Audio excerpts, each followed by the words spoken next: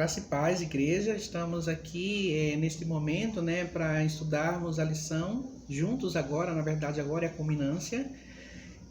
O título da lição número 5, quem é este? Então, antes de iniciar, eu vou convidar vocês para fazerem uma oração. Então, convido que você feche os olhos e orem comigo. Deus Santo, Pai Poderoso, estamos aqui na Tua presença, primeiramente para Te agradecer, para Te pedir, ó Deus, que o Senhor venha falar através da minha boca, que os nossos corações venham estar abertos para ouvir a Tua voz. Senhor, nada tenho a falar, mas eu sei que o Senhor falará através da minha boca e o Senhor, de alguma maneira, ó Deus, vai nos fazer despertar através desta palavra. Quero Te pedir, meu Deus, Teu auxílio. Eu quero Te pedir, meu Deus, que o Senhor venha transformar vidas através desse vídeo. Obrigado por tudo. Amém.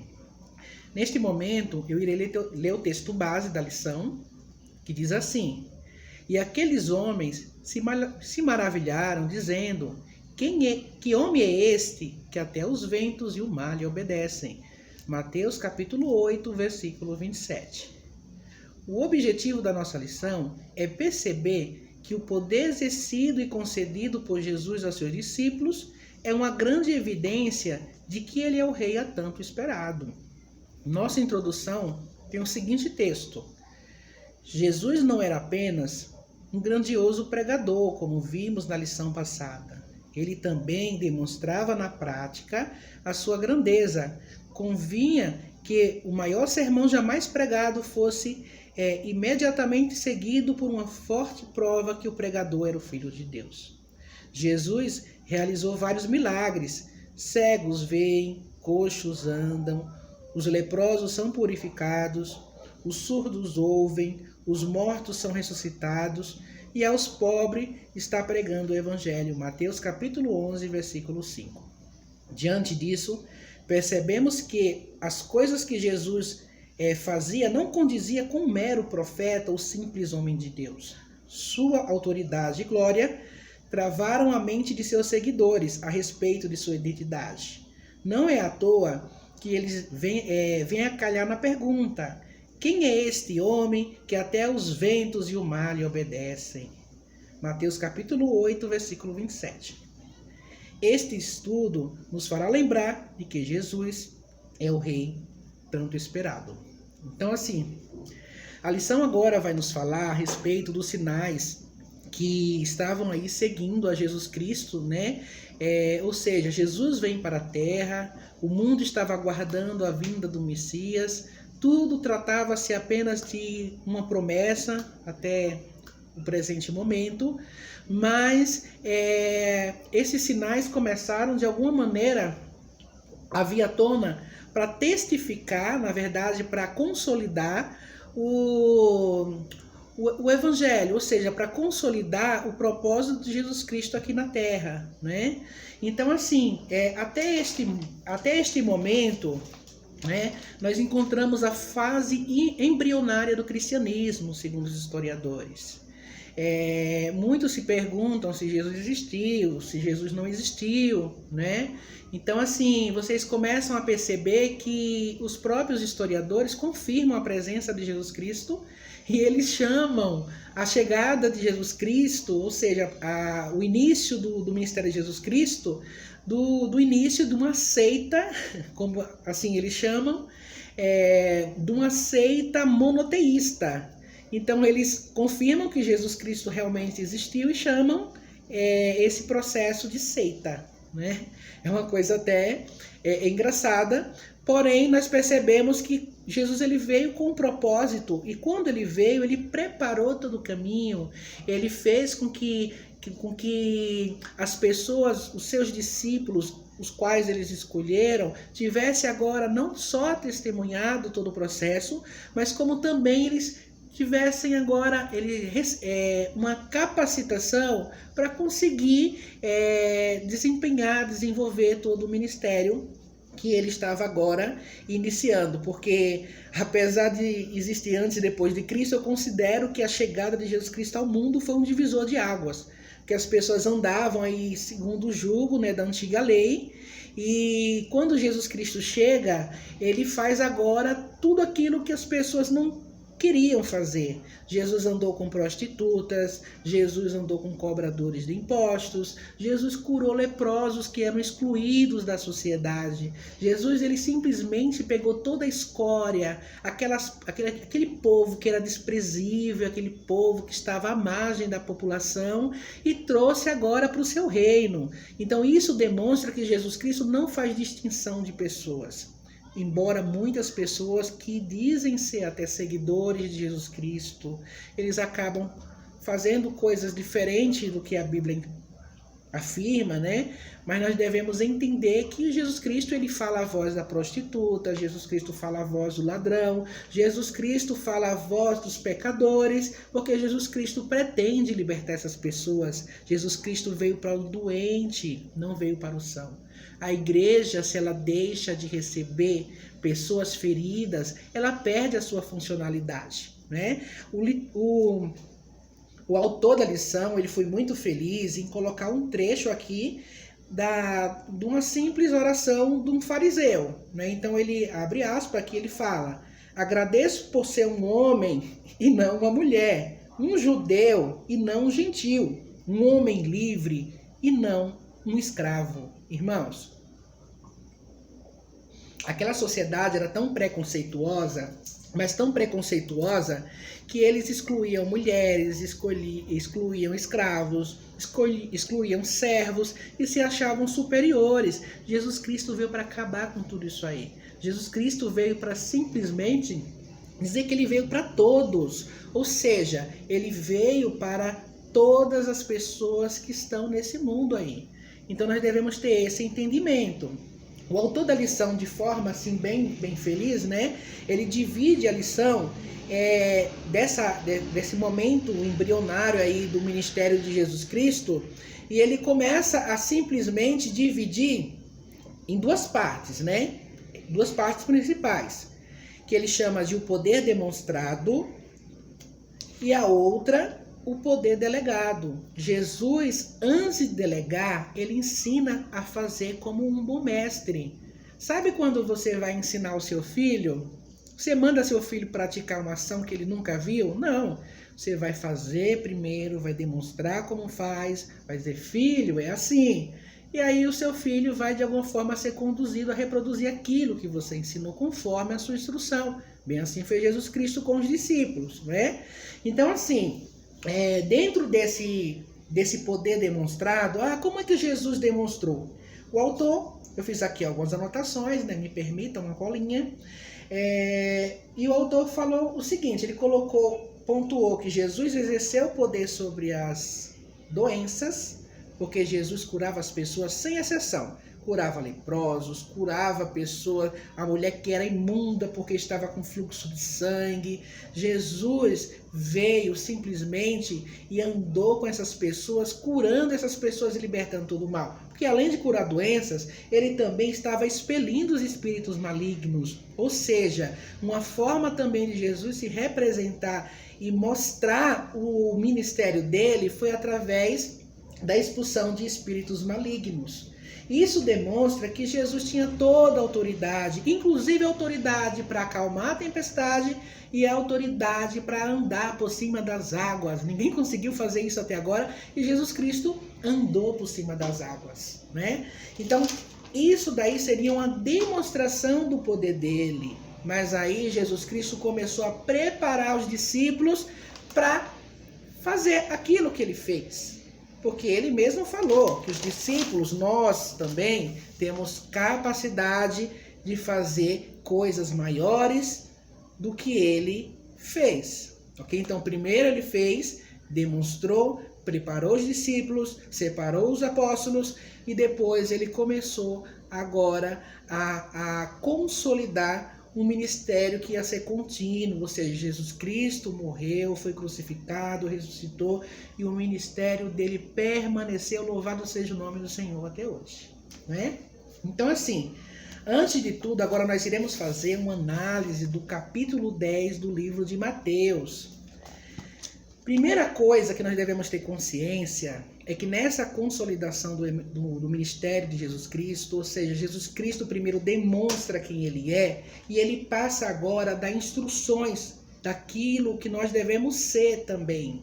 Ou seja, Jesus Cristo instruiu aos discípulos e Jesus Cristo também preparou os discípulos para que eles tivessem e desenvolvessem todas estas ações.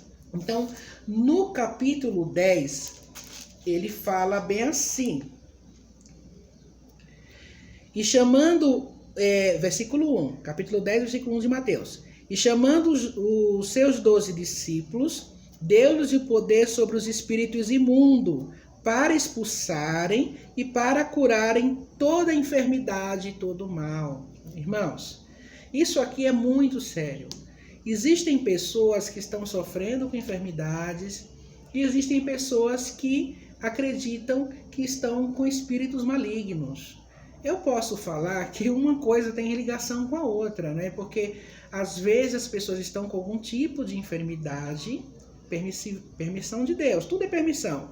Mas existem enfermidades que elas estão conectadas com espíritos malignos. E quando a pessoa é liberta, quando a pessoa é livre, a pessoa torna-se curada daquela enfermidade, né? Um exemplo prático disso é até um testemunho que o irmão Julinho já contou uma vez no sermão, faz um tempo já.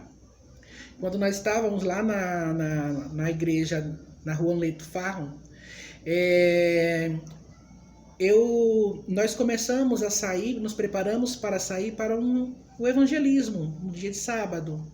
E assim, uma das coisas que aconteceu, né, cada um lá tinha seu ministério, cada um lá tinha seu compromisso, sua função dentro da igreja. Várias pessoas ficavam o dia todo na igreja, né, após o almoço. E nós começamos a convidar aquelas pessoas a virem, né, convidar aquelas pessoas a juntar-se conosco para fazer o evangelismo na rua. E assim, poucas pessoas estavam disponíveis naquele momento. E uma das frases que eu ouvi, assim, que naquele momento me estremeceu muito, foi o seguinte: esse tipo de evangelismo ele não funciona mais. Já funcionou há muito tempo, no início da igreja ele não funciona mais. E aquilo dali feriu meu coração, né? E eu saí da igreja ferido. E saímos num grupo, salvo engano, de 4 pessoas. Fomos até o Largo 13, distribuímos todos os panfletos, né? E quando já estava acabando os panfletos, eu falei, gente, vamos voltar, né? Porque na verdade eu não estava acreditando mais naquilo que nós estávamos fazendo, por causa daquilo que eu tinha ouvido. E simplesmente o irmão Willy Fang, me permita citá-lo, mas assim, é um guerreiro no evangelismo, todos sabem do compromisso que ele tem com a obra de Deus, e ele estava com vários panfletos na bolsinha dele. Todo mundo sabe que ele tem uma bolsinha. E ele falou, não vamos embora agora não, nós vamos distribuir, que eu tenho mais folhetos.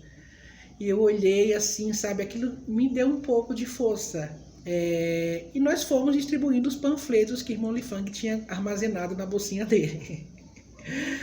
E fomos em direção à Praça Floriano Peixoto.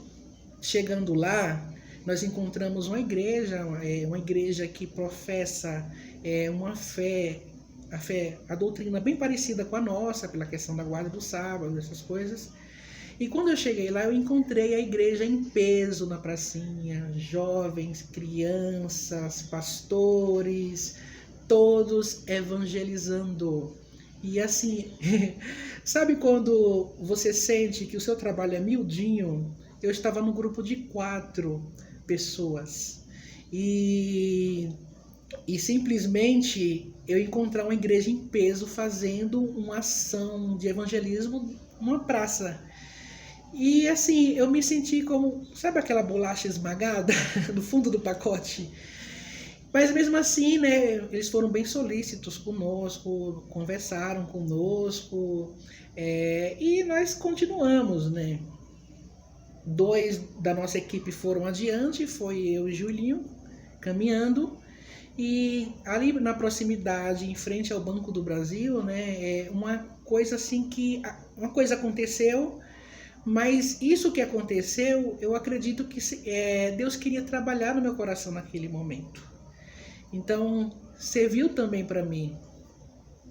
E o mais interessante é que o Julinho estava comigo naquele momento e tinha um rapaz que estava andando, como se não soubesse nem para onde ia. E o Julinho começou a falar do amor de Deus para aquele rapaz, né?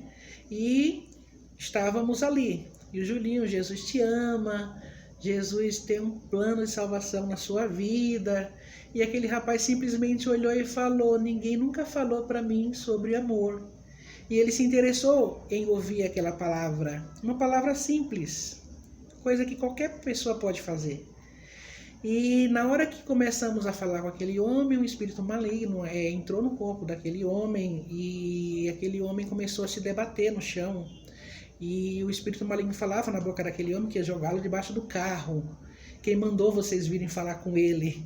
Uma coisa terrível, aquele homem babava. E juntou muita gente naquele dia para ver, para verificar o que estava acontecendo. E nós simplesmente, é uma coisa atípica, não estávamos indo ali para cuidar de libertação na nossa cabeça, se bem que evangelismo acaba sendo libertação. E nós começamos a repreender aquele espírito maligno que saiu do corpo do homem.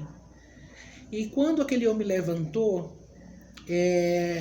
aproveitamos o nosso papel lá e perguntamos se aquele homem queria entregar a vida para Jesus, não é? Quando aquele homem falou sim, eu me lembro que Deus ele me direcionou logo para o seguinte aspecto. Eu falei: moço, o senhor vai repetir algumas palavras comigo, como muitas pessoas fazem, eu assim também fiz. E na oração que eu fiz por ele, eu me lembro da seguinte palavra. Isso está bem vivo na minha memória. Deus, a partir desse momento, esse homem entrega a vida dele para o Senhor e o espírito maligno não tem mais poder sobre a vida nem o corpo dele. E a partir do momento que nós terminamos aquela oração, aquele homem olhava para cima, de um lado para o outro, como se estivesse atônito, e nós não entendemos. Eu olhei para a cara do Julinho como, tipo assim, será se o demônio quer voltar novamente? E simplesmente aquele homem olhava como se estivesse tonto. E eu falei: moço, o que está acontecendo? Está passando mal? E aí ele depois se recompôs e ele falou: faz 10 anos que eu não enxergo de um olho, porque segundo ele tinha AIDS, né? E ele não conseguia enxergar de um olho, tinha perdido a visão. E naquele momento aquele homem foi curado. Mas o que aconteceu? Naquele momento aquele homem, ele entregou a vida para Jesus Cristo, e o fato dele entregar a vida para Jesus Cristo fez com que o espírito maligno não tivesse mais poder sobre o corpo dele. E ele foi livre, ele foi curado naquele momento da cegueira, justamente porque ele entregou a vida para Jesus Cristo. Então, assim como no ministério de Jesus Cristo, Deus ele não quer curar só o corpo da pessoa, ele quer curar também a alma. E naquele momento, Jesus apresentou, naquele momento, o plano da salvação daquele homem. O objetivo de Deus naquele homem não era simplesmente curá-lo, mas era salvá-lo. O maior propósito do Evangelho de Jesus Cristo é a salvação, ok? E foi extraordinário, porque assim, eu também precisava perceber que nosso trabalho ali não era em vão, embora estar num grupo assim bem reduzido, mas Jesus fez grandes coisas naquele momento. E o fato de Jesus fazer, aquilo reavivou a nossa fé, assim, sem dúvida, né? Então, assim, comece a perceber que quando Jesus ele chama os 12 apóstolos, né, os discípulos, ele fala da sua missão e fala: vocês irão expulsar demônios, vocês irão curar pessoas e vocês irão acabar com toda enfermidade e mal, ok? Então, assim, nesse momento agora, nós lemos o versículo 1, nós iremos agora perceber algumas instruções que foram dadas por Jesus aos discípulos nesta caminhada. Então eu convido vocês aí a continuarem a leitura no capítulo 10 de Mateus. Nós leremos os versículos 5 e 6, que diz assim: Jesus enviou estes 12 e lhe ordenou dizendo: não irei pelo caminho das gentes, nem entrarei em cidade de samaritanos, mas ide antes as ovelhas perdidas da casa de Israel. Opa. Vamos entender uma coisa, né? Jesus está excluindo pessoas? Não, de forma nenhuma, absolutamente. Se você for lá no livro de João, capítulo 1, versículo 11 e 12, Jesus falou assim, aliás, quando João começa a falar sobre Jesus Cristo, João faz a seguinte observação: estava no mundo e o mundo foi feito por ele, e o mundo não o conheceu.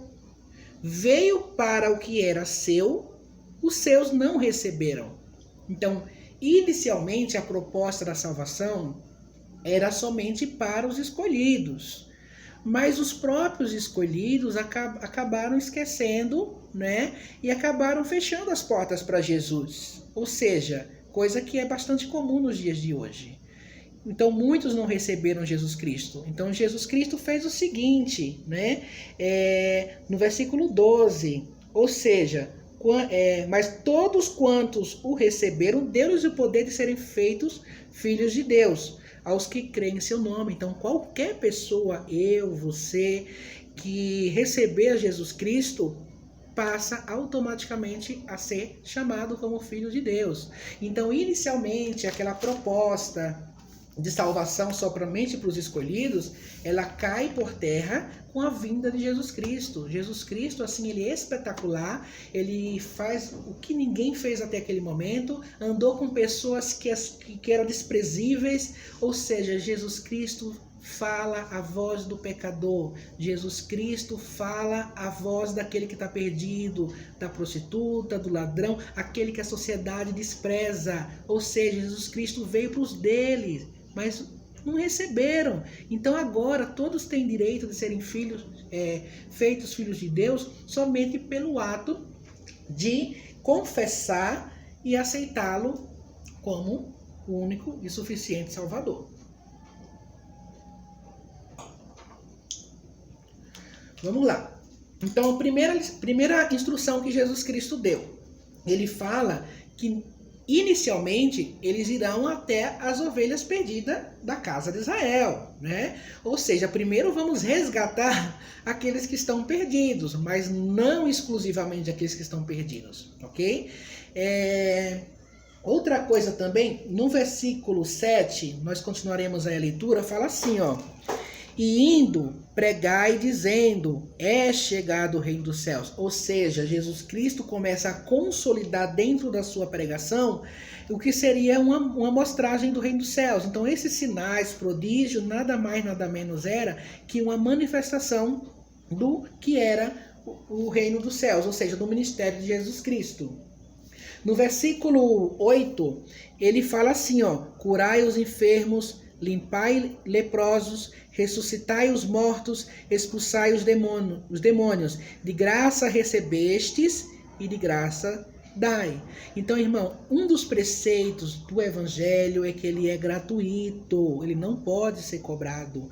Muitas pessoas estão cobrando para levar a palavra do Senhor, muitas pessoas estão cobrando para proclamar o evangelho, mas isso não deve ser feito de maneira nenhuma. Jesus Cristo nos deu a salvação de graça, e a salvação de graça ela deverá ser distribuída. Ok? Então, irmãos, leva a palavra de Deus com amor, leva a palavra de Deus com gozo, leva a palavra de Deus com lisura, com atenção, porque justamente esse é o propósito.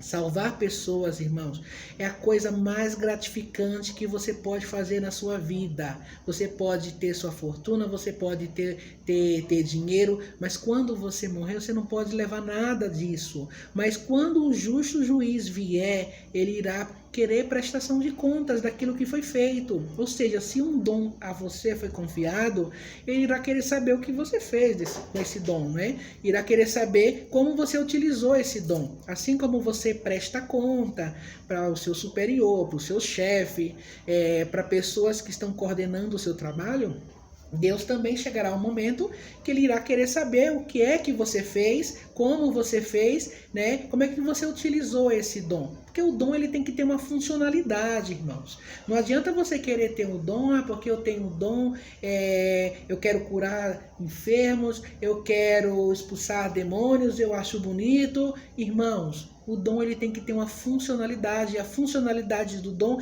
é ganhar almas. Se o dom não for utilizado para salvar pessoas do inferno, para livrar pessoas da escuridão, você está simplesmente totalmente equivocado. Então, a pessoa que louve para Jesus com a intenção de salvar pessoas e ajudar pessoas. A pessoa que prega para Jesus para salvar pessoas.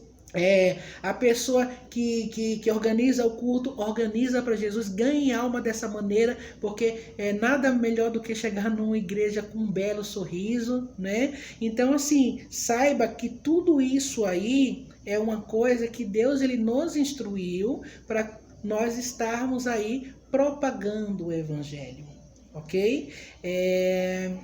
Outra coisa também, além de fazer de graça, é não fazer preparativos. No versículo 9 em diante diz assim, ó: não possuais ouro, nem prata, nem cobre em vossos cintos, nem alforjes para o caminho, nem duas túnicas, nem sandálias a mais, nem bordão, porque digno é o operário do seu alimento. Isso está dizendo o seguinte, que Deus ele cuidará de você. Eu não estou falando para você começar a fazer as coisas sem planejamento, não, né? Vou fazer a obra de Deus sem me planejar, não.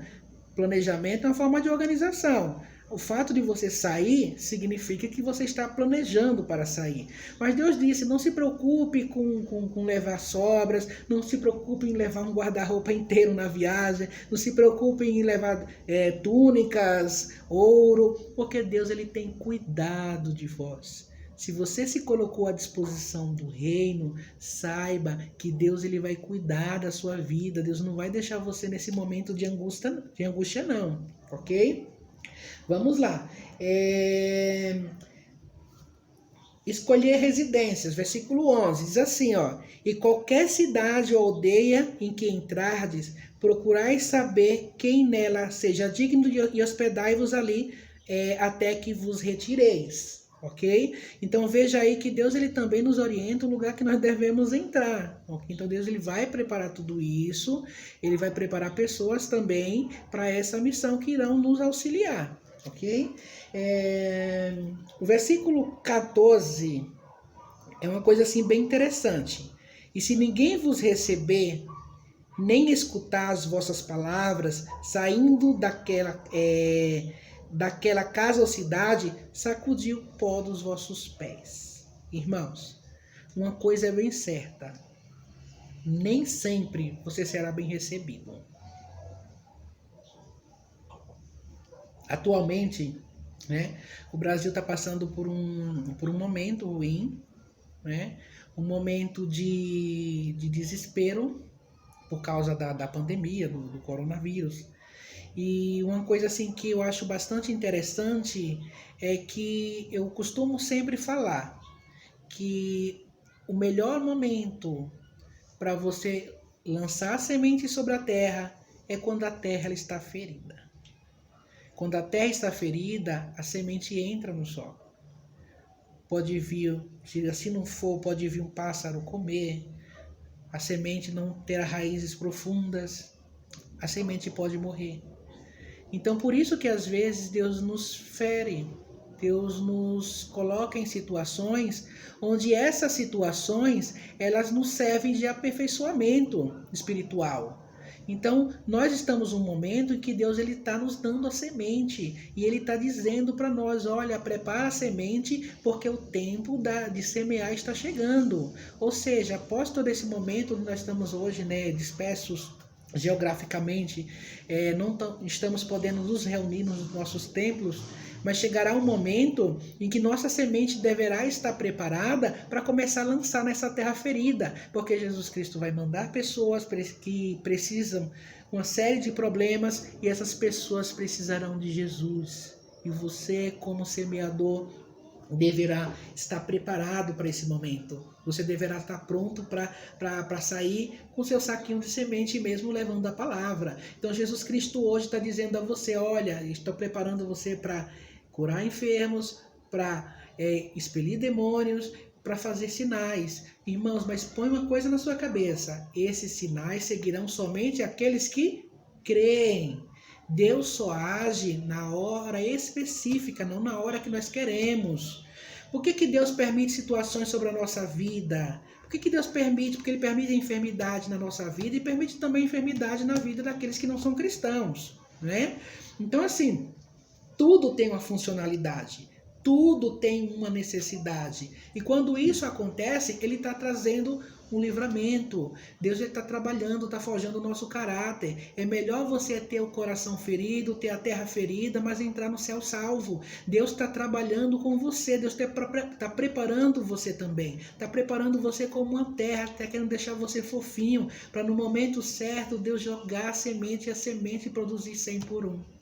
Ok? Então, essa mensagem é uma mensagem de preparação, é uma mensagem onde Jesus Cristo ele está nos forjando, está nos capacitando para que nós possamos, de alguma forma, fazer o ID, né? Pregar o Evangelho de uma forma assim bonita, de uma forma belíssima, porque grandes coisas tem o Senhor para fazer, irmãos. E o maior propósito, repito, torno a falar, o maior propósito dos dons espirituais, o maior propósito da nossa existência enquanto cristãos é ajudar pessoas, é salvar vidas, é livrá-los da garra do inimigo. Bom, e aí, no versículo 14 fala o seguinte, nem sempre você vai ser bem recebido. Não é porque as pessoas estarão passando por esse problema, por essa pandemia, que as pessoas estarão boas de coração. Isso não significa que irá acontecer, né? Então, por muitas vezes seremos aí também rejeitados, ok? Aí vem aquela questão do versículo 19 e 20, que diz assim, porque não sois vós quem falará, mas o Espírito de vosso Pai que falará em vós, ok? Mas por que Deus falou isso?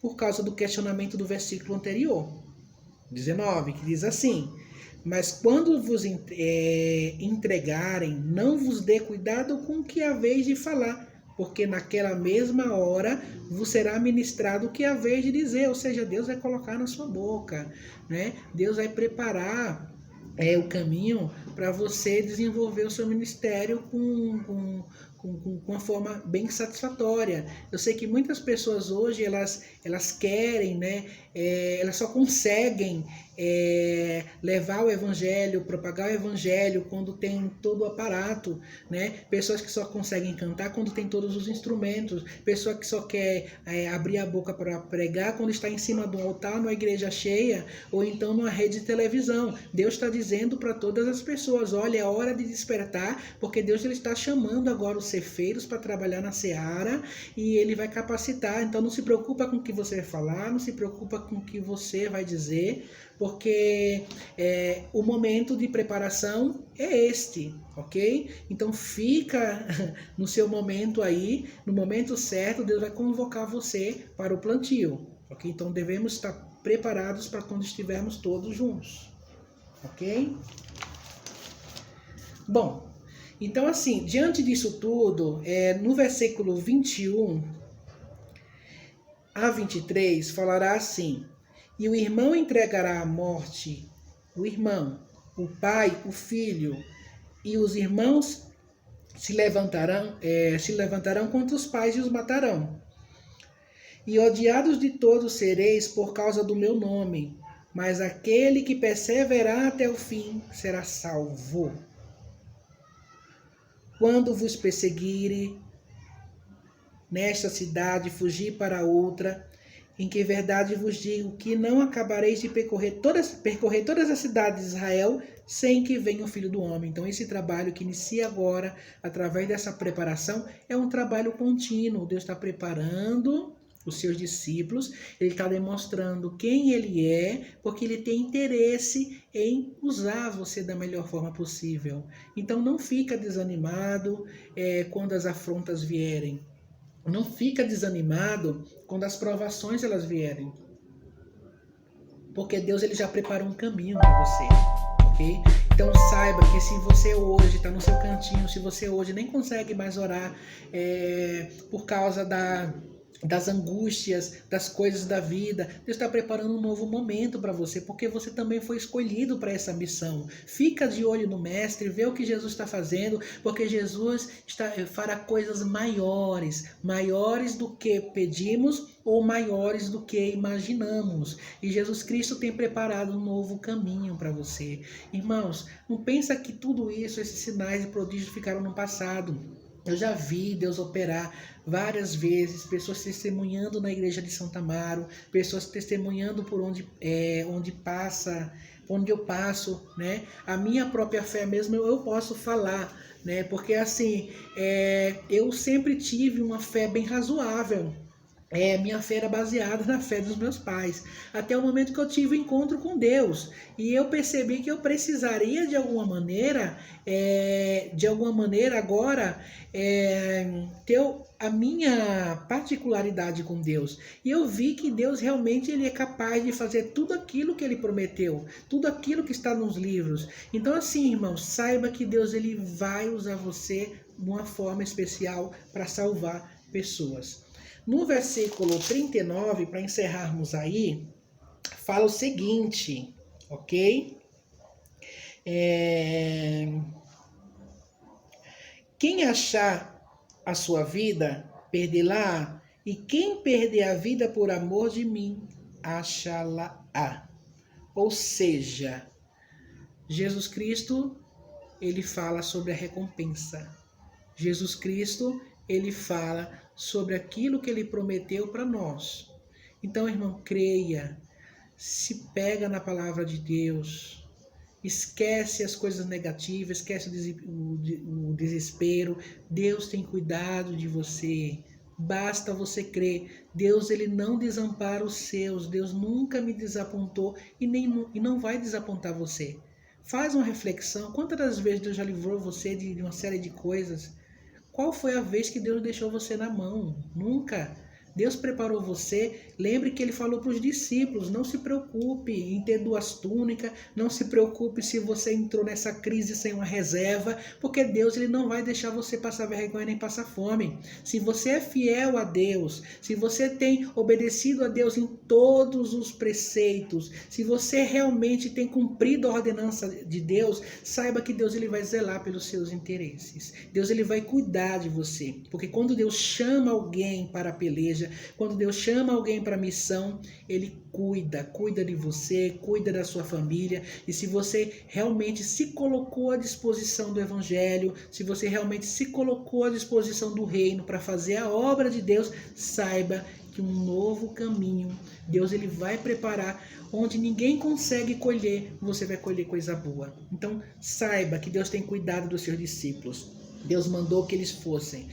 Jesus Cristo mandou que eles fizessem. Jesus Cristo falou, olha, vocês irão fazer sinais. Jesus Cristo falou, olha, vocês vão fazer prodígio. Jesus Cristo falou, olha, você vai fazer coisa legal, você vai fazer coisa boa, sinais e prodígios vai acontecer. Mas Jesus também falou através da palavra dele aos discípulos que ele iria cuidar de toda a situação, ia cuidar da vida financeira, ia cuidar de todo o percurso, ia cuidar de toda a estadia. Disse, olha, não vai faltar nem onde você ficar, né?